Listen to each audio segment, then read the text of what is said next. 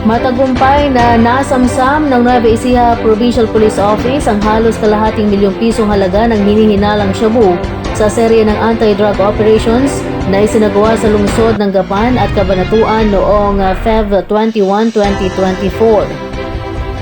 Sa pinagsamang ulat ng Cabanatuan PNP at Gapan PNP na ang mga operatiba ng Gapan City Police Station ay nagsagawa ng dalawang magkahiwalay na anti-illegal drug bypass operation sa Barangay Bayanihan at San Nicolas, kapwa ng Gapan City na nagresulta sa pag-aresto sa tatlong drug traders.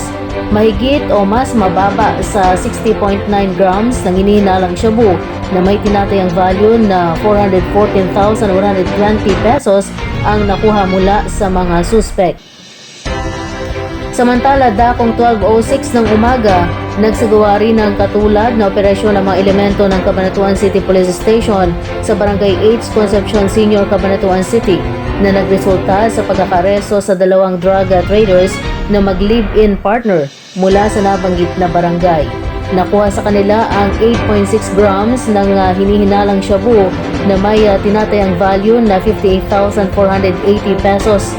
Sasampahan ng kasong paglabag sa Republic Act 9165 ang mga naarestong suspect na nasa kustudya na ngayon ng dalawang operating units.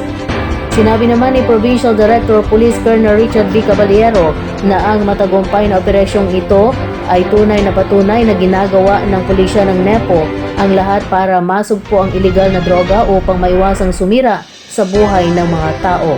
Aniya kung ating iisipin na kung hindi nasabat ang illegal drugs na ito na maaaring sumira sa buhay ng mga kabataan.